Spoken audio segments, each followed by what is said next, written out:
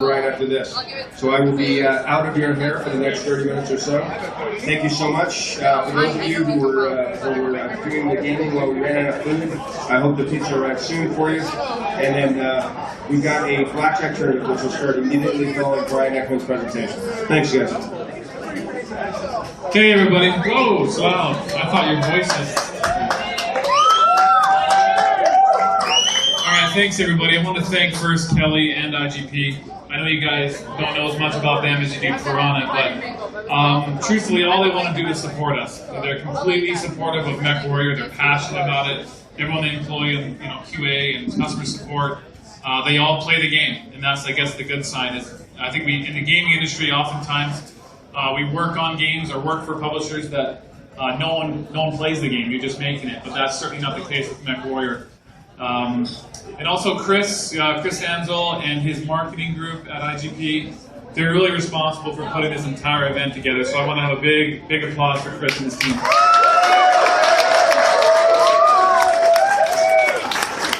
I want to thank the sponsors again. I know Kelly talked about that, but I want to talk about it really from a developer's perspective. We have the main sponsors tonight, NVIDIA, Razer, and PlaySpan. There's a couple things that set them apart, I think, from everyone else. I mean, first off, of course, they have the best products that you can buy, and we use them at work, and I choose to use them at home as well. But I think what really sets them apart is that they just have the best developer support in the industry. So, I mean, talk to anybody. The thing is, when we first announced MechWarrior Online, I think it was like 2 days later, NVIDIA flew up and was in our boardroom, and Razer had a similar experience, the same with PlaySpan. They just immediately knew they wanted to be a part of it. They came up, they took care of us, they made it happen. So, as far as I'm concerned, they're the best, and I can't wait to work with them, continue to work with them in the future. Yeah, let's hear it for NVIDIA, Razer, our sponsors. Quick shout out to Randall up there, of course, and Catalyst. I know you guys love that game. All right, so a quick word for the development team at Piranha. I mean, we're really proud of what the guys have done. I mean, quick little, in perspective, because I know a lot of you guys are like me. You played the first game back in 1990, MechWarrior, right? It was a great game. And we all waited forever to see MechWarrior 2 come out, 3, 4. And then we had a big dry spell. But we tried to get MechWarrior going again. You guys remember the video we put out in 2009? It was like, yeah, here we go. Thanks. But, the responses we got at the time, and I mentioned some of this in a recent podcast, was kind of a notion that, hey, MechWarrior's time has passed. It's an arms race game. You only ever play the small mechs until you get in the big mechs, and then there's only a few viable mechs, and everyone just runs around each other in circles and shoots each other's legs off. So, it doesn't really work. Sorry. And that was our challenge, to overcome. And so I'm really proud that now we have a game where, for the first time ever in a MechWarrior game, there's nothing that scares an assault pilot like seeing a couple of spiders or Jenner come his way. So we have viable light mechs. We have almost every build is viable. We have people using machine guns for crying out loud. AC2s, flamers, they're not so bad. I don't know. We're still tweaking it, but it's so close. And now we have people use all the weapons in the game. Hardly any legs get shot. Maybe just a few for a few light mechs. And so, ECM. Yeah. But for the first time ever, we have technologies like ECM, TAG, NARC. These things are present in MechWarrior and continue to be improved. So I'm really proud of what we've done here. But I think what I want to finish off on is, I know a lot of people say, hey, wait a minute, it's a launch event, but where's Community Warfare? Where are these things? How can you be launched? Well, I'm going to kind of tell you. I think I wanted to mostly mention that being here today and saying, hey, we're 1.0, we're launching, is by no means a statement that we're done. We're actually calling this, I'd like to call this, it's not an end, this is actually really the start.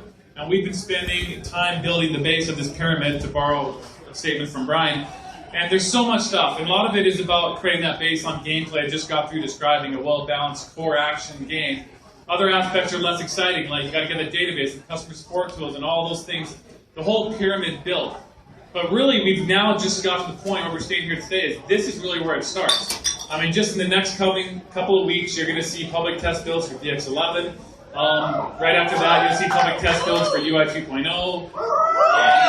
that will then allow us to put the vast majority of our staff onto things like community warfare to move it along much quicker. We have this other invasion that's happening. It's going to happen pretty soon, right?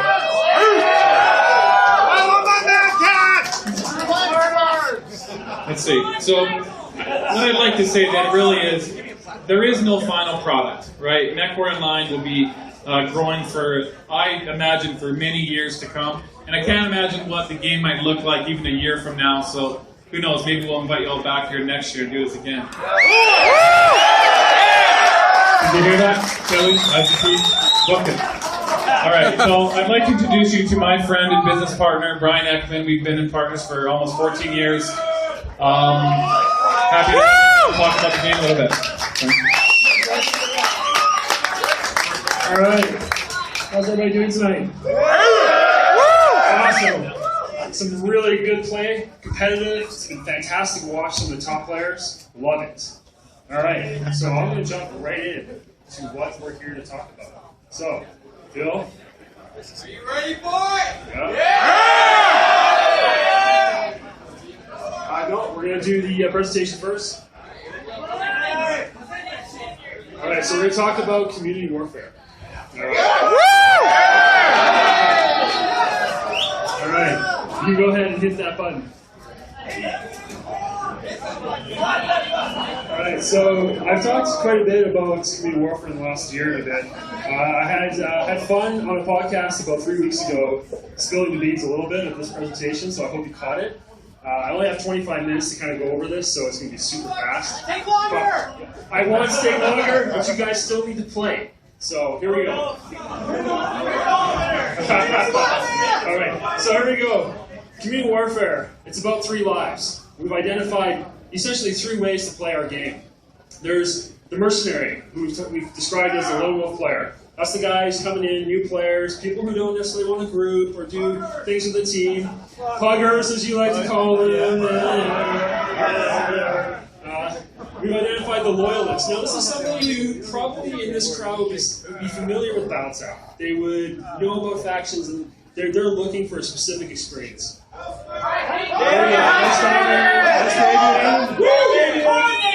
That's right, they're going to get bonuses.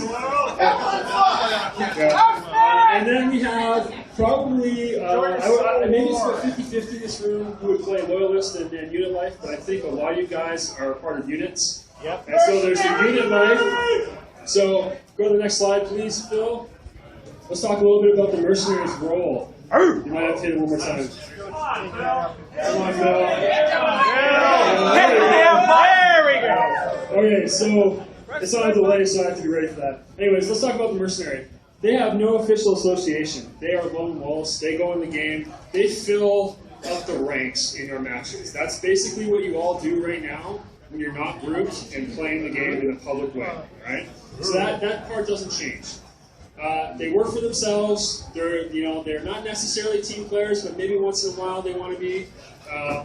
New players start here because a lot of new players now don't really know much about this game. So it's really important that they kind of experience the core mechanics first before they jump in and align themselves with a faction or even join the Merc Corps. Let's go to the next slide. Let's talk a bit about loyalists. Your mouth, we can't hear you. What? Closer to my mouth. All right, here we go. Loyalists. There we go. I have to talk really loud now. Bryan is best Bryan. What was that? Bryan is best Bryan. Uh-oh. All right, so loyalists, they pledge. It's all about picking a faction and working for the global good. So this is the player that's going to join a house. He's going to be part of that house, and they're going to work together. Thousands of players, tens of thousands of players are going to work together to gain bonuses like that. House Garita, that's right. There you go. You will be employed by the faction, which means you will have a rank associated with that faction. Your prestige will come through earning loyalty points for that faction. So I'm going to talk a bit about loyalty points later, but that's really going to be the gatekeeper that you're going to use to advance within that faction. All right, next slide, please, Phil. So we'll talk a bit about unit life. Now, a mercenary, a player who's joined a mercenary unit is essentially effectively a mercenary player as well. However, they've chosen to band together with other like-minded crazy people who love to play this game. What was that? Oh, That was fun. All right, who's crazy here? Who's got an awesome unit? All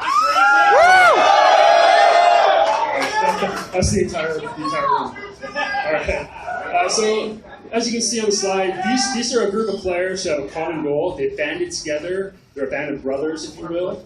That's right. You are employed by the Merc Corps, so you inherit the Merc Corps' pledges and who they're fighting for and their status. So you are still independent and you're still a lone wolf, but you will inherit the status of your Merc unit. Prestige comes through contracts. I'm going to talk a little bit about contracts. So it's all based around loyalty points, but how a mercenary unit and a mercenary player earn loyalty points is through contracts. All right, skip to the next slide. It's drifting. What? What is that?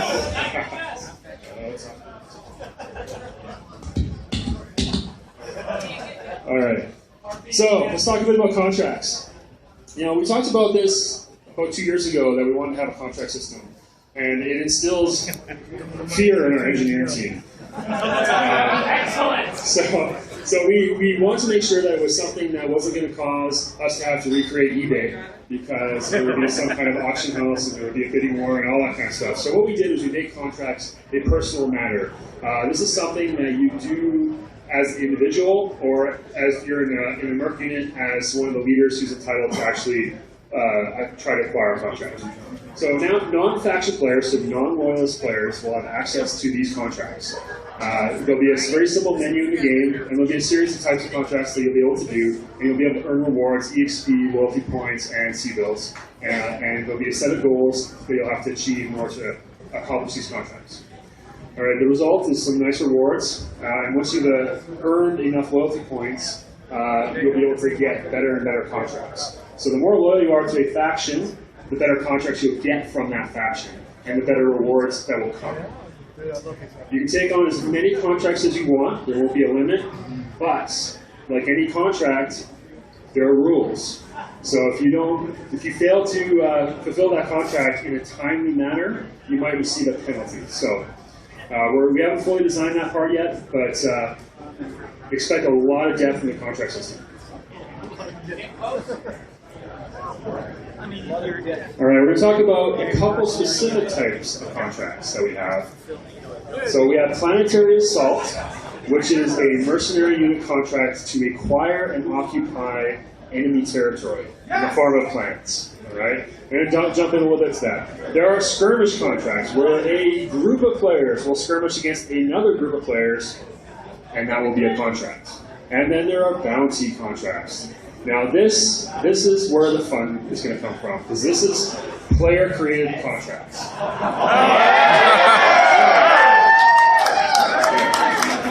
So now, that's right. So contracts to kill Mr. Ekman on the field of battle. That's right. Phil and Darren, and absolutely hell yes, Paul and Russ. That little runt cicada pilot that drives me bananas, he can have a bounty placed on him. All right? So, see, Paul here, he's playing Tetris or something down here, and he's freaked out because he's like, oh crap, thanks, Bryan. Candy Crush! Candy Crush. Candy Crush! So, bounties will be the player-driven contracts, and also NPC contracts as well. We'll generate them automatically for certain types of players. All right.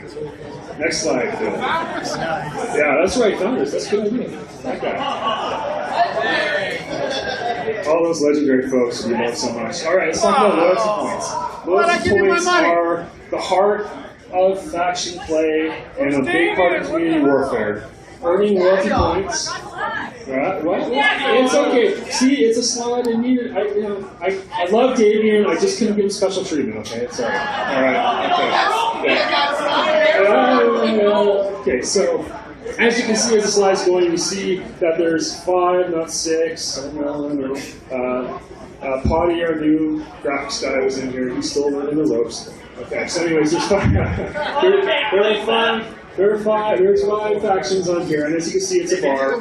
And if you've ever played games like EverQuest or World of Warcraft, or any of those games where you had to grind out loyalty, It's similar, but not the same. There's no penalties. You'll never go negative. But you do have to earn a reputation with individual factions to unlock ranks and content. All right. So some of the content will be skins, patterns, and the right to be a part of some of those famous units that you also want to be a part of. And I'll talk a bit about what those units will be like later. But loyalty points will be earned by doing actions within the matches, and like EXP and C-Bills, they'll be performance-based. We have introduced boosters in the Phoenix program that will enhance the rate at which you can earn loyalty points. So I encourage you guys to get that because it's going to make a difference. And a little bit more about just how loyalty works with a faction. And I'm going to get to that in a sec, but skip to the next slide here.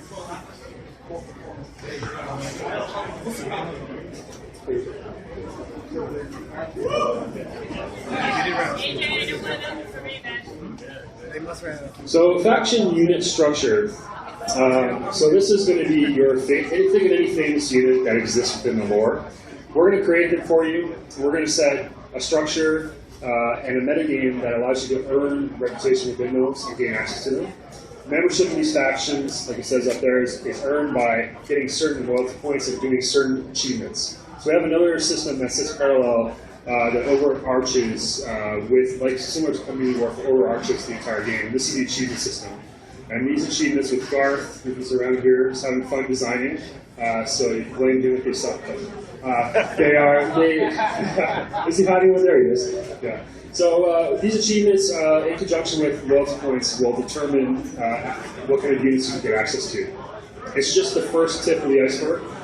We actually want to allow players to create faction units. So this would be like Merc units, but you'd actually be a faction unit. So it would be a player-run faction unit. That's going to come a little bit later because we're still trying to figure out a few mechanics there.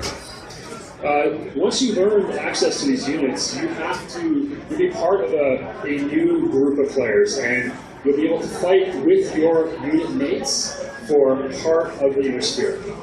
If you ever leave a faction, you will maintain your honorary status, which is really cool. So no matter what, you'll maintain your progress within that faction.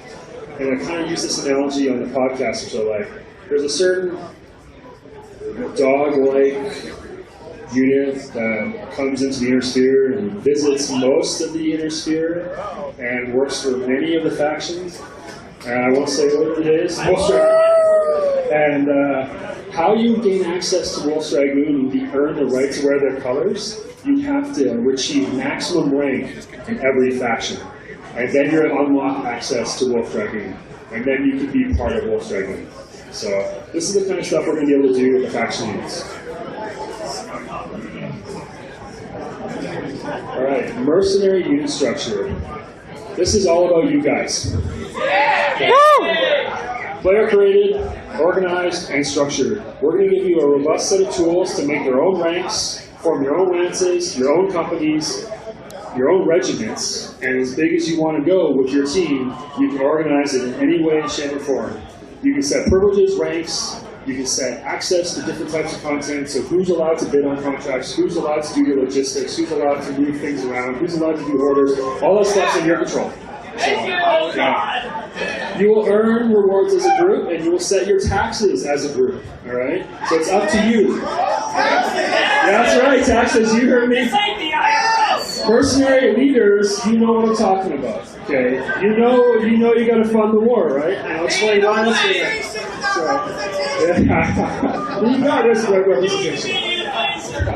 You will own common assets, and some of the assets those mercenary corps can have are dropships.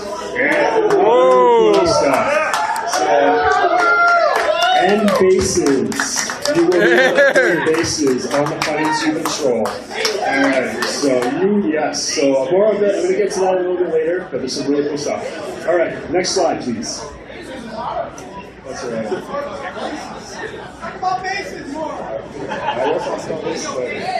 Alright, faction unit combat will replace what you experience right now in your pod matches. So every single match that is played in MechWarrior Online will have a purpose. So, again, part of the fight here may not be correct, but you will go up against each other. It will officially always be two factions. fighting against each other. And lone wolves and mercenary players will fill in the ranks, depending on if they're placed or not. And so, as you can see, this will replace what you experience right now. So every match will have a meaning, and it will affect the outcome of the inner sphere. Next slide. Every match. Unless it's private match, which I won't talk about today.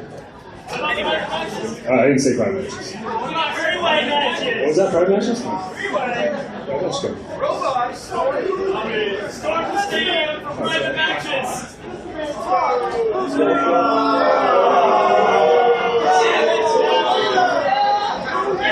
Alright, technical difficulties. Alright, so, mercenary unit logistics. Who's a logistics person here? Who loves to manage stuff? Alright, okay. So, here's a giant chess game. You have stuff. Dropships. You have players. You have units. These units need to be moved around. They have to go from A to B, and that takes time. You are going to get in your dropship, and then you're going to get on the jump ship, and it's going to take you a number of days to get to the planet you want to attack. Once you're there, you have to garrison that planet. If you don't, it flips back to neutral status, and you will lose the bonuses that it gives you. So now, for all those people who want to do logistics and want to manage their units and have a strategy as to where they are in the universe, you will be able to do that.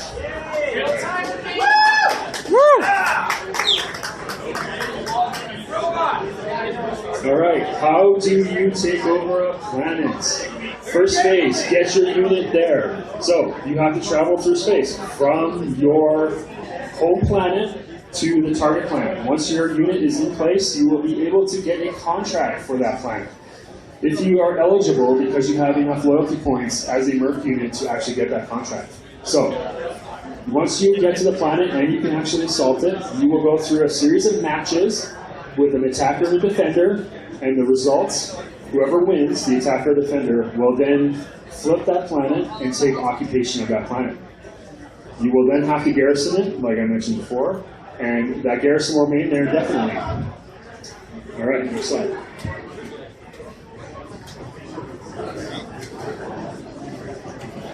Faction warfare. So this is what I talked about earlier. Every single match has a reference now, a meaning, a purpose. We're going to be, every single planet that you, every single match will add or remove 1 point to a planet. So we're going to see a little animation here. You are fighting for fronts. There is a home front and an enemy front. You will control the home front to start with, and you'll be fighting for the enemy front. So the red is what you're going after. As you fight and win matches and earn 1 point for every victory on a specific planet, once that planet reaches 100 points, it flips. Once enough planets flip, you now own that front. And all the bonuses and benefits that come with those planets. Alright? So this is what you will be participating in every time you play a match. Every single match will affect the state of this universe. Alright? So now you need to play a certain way, and there's a strategy which maps you pick or vote upon, because those will determine which planets are going to flip. So there's going to be strategy, even for the average casual player, there'll be a little bit of strategy in how they place their vote for which planet they want to flip. Once the planet flips, and enough flip again, that is your front. And once 100% of that front's yours, you now own all the items that come from there, and all the content, and all the good stuff. You see the red planets behind me? Faction players and Merc players have to play nice. For the Merc units to gain contracts in the space where you see the red dots, you guys, faction players, need to control both fronts. So contracts can't be issued for that territory until both fronts are controlled. So again, a little bit of chess, a little bit of strategy, and a lot of teamwork is going to be required for you to control the maximum territory.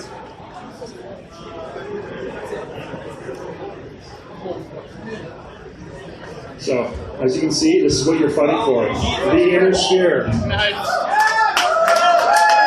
3,000 plus planets, of which we will make as many as possible available to you to fight for. We'll start small, and we'll get it right, and then we'll let you get more and more stuff. So what's the stake here? Stuff? Yeah, the stuff that's at stake here is coming up in another slide. But it's all about economics at the end of the day. It's about prices. It's about black market goods. It's about access to items and mechs and different types of equipment. If you lose a planet that your mech is built on, you're in hot water because now that mech is no longer produced for you and you have to buy it off the black market. So, yes, that's right. So prices will fluctuate. And I'm skipping ahead a little bit. There's going to be global bonuses, which I touched on. So as a faction player, it's really important for you to own as much territory as possible because you will get a benefit. So it's important to play well together, and you get access to the cheapest prices if you own the most territory. And of course, there's always bragging rights. I mean, who's the best faction? David. That's right.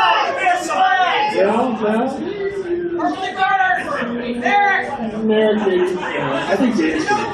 It's either David or Kurita, right? No? Kurita? All right, so let's talk about economics.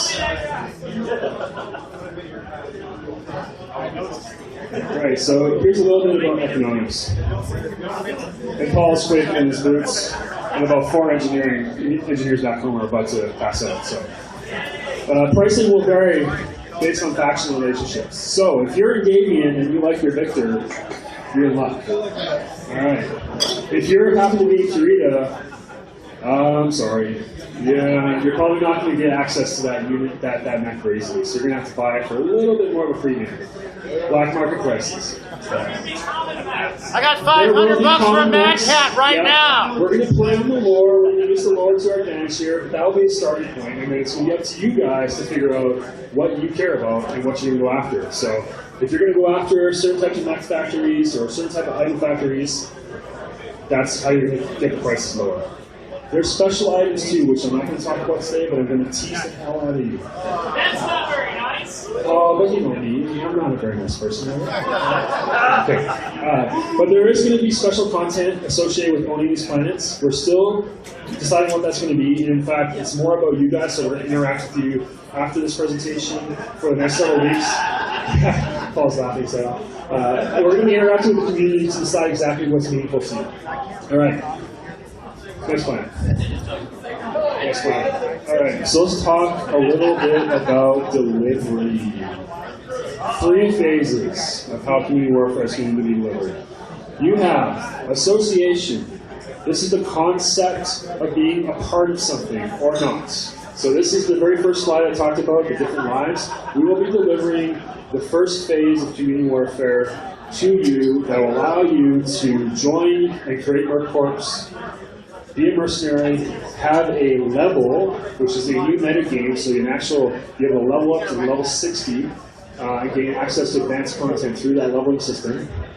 You'll also, it's 60 for now, until Paul says something else, but and be able to work together as a unit. So this is where you guys can actually band together, you can communicate together, you can play together, and you're represented as a unit.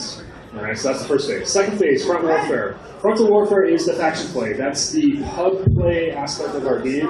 That'll come in next, and where we allow every single match to affect the universe. This includes the lobby, which will have your drop ship that you come to every match with and allow you to have up to 4 mechs to select from. It'll also allow you to vote on the map, and it'll also allow you to pre-configure your lances if you're a commander and organize. So this is the pre-lobby that will happen in the front end.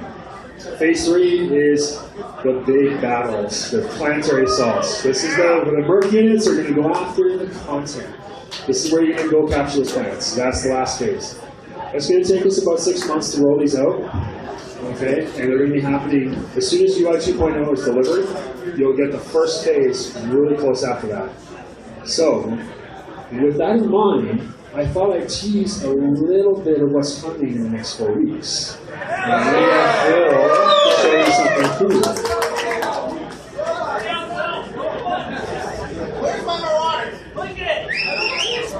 And what we're looking at here is UI 2.0.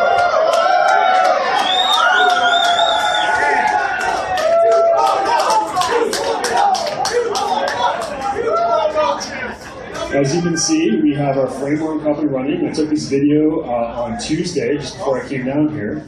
I'm just demonstrating some of the new functionality in terms of sorting and looking at your maps and the different list views that we have and how details are there. And in about a second here, I'm going to show you something that all EVE players have requested forever. Did you see that? Did you see it? Did you miss it? Rotate in any view. Yay! So I'm just going through a few things here, showing the different maps and the different loadouts. So you'll be able to sort. Did it pause? Sorry, if you paused here for a second. I hate that mech. That's an ugly mech. It's a brutal mech. Oh, sorry. It's a stealth fighter with legs. Come on. Seriously, right? Am I not right? A stealth fighter with legs. Okay, there we go. Back on track now. Alright, so as you can see, I'm going through the different filters. This is the framework for the entire UI. We standardized the list view, which is critical. How many people are sick of going to 5 screens and having to learn 5 ways to do it? Yes. Alright, so that's what we fixed with this. There's a common interface for looking at items, weapons, equipments, pilot skills. Everything is done in a very similar list view like you see here. You'll see a little button up in the left corner there next to all. There's 6 dots and then a list. You can actually turn this grid view into a horizontal list view that will show you the details of your map in a horizontal list. So for those guys who don't need to see as many maps or don't own that many maps, you can change the view inside of that in that list view. It's elegant, it's clean, it's fast. And it's a hell of a lot less buggy than the original one. Yeah. Woo! That's right. So now you go. It's 2.5 minutes to be rotating max, but I thought you'd get a kick out of it. We're going to be, I wanted to show some of the loadout. It wasn't quite ready yet. I didn't feel like it was good enough to show you guys because the items weren't going. I know, but I'll do more of a dev video where I kind of just have you look at my ugly mug and I'll show you. Yeah, so we'll show more of it in the coming weeks. And like I said, we want to get the public test as soon as possible. So once we can actually customize your mech, which we're really close to having, we'll probably start doing some PTRs. So. You can rename mechs. Yeah, I know, testing's going to come really fast, but we have to get to a certain stage. Alright, so as you can see, we got drop-down filters, owned, not owned, by weight class, and there's going to be more and more filters that are all data-driven, so we can add them very easily. There's been a ton of user feedback on the screens we posted, so we'll make sure to incorporate all of that into what we're doing here. So, can you save your configurations? Yes. Oh, configs, loadouts. No, not loadouts. But I am working on a unified API so that you can bring your loadouts in from outside the game. So we are working with standardizing the XML format so that even our website can display the data easily. So that's one thing that's in the future vision and this new Rock House too. Can mechs share parts? Can mechs share parts? No, you still have to take them off. Sorry. But we're making it easier to take them off. How about SSW? What's that? Solaris Skunkworks. Solaris Skunkworks. So the brand? What do you say? Not yet. I don't know if we will be able to do that though. Is allocating going to be full screen? That, what you saw right there, can be changed to any resolution of your desktop. And it scales dynamically. It's full screen. It's small screen. It's big screen. It's widescreen. It's whatever you want. I have it on triple monitors and it stretches beautifully. So, What happened to 8-man? Bring back 8-man! 8-man! Bring back 8-man. Okay, so that concludes my speech. So I got a little bit of glimpse. Oh, come on. I can't stay up here all night. We have to stay on schedule, so I really appreciate you coming out. And I just want to give everybody here a big hand. You guys did awesome.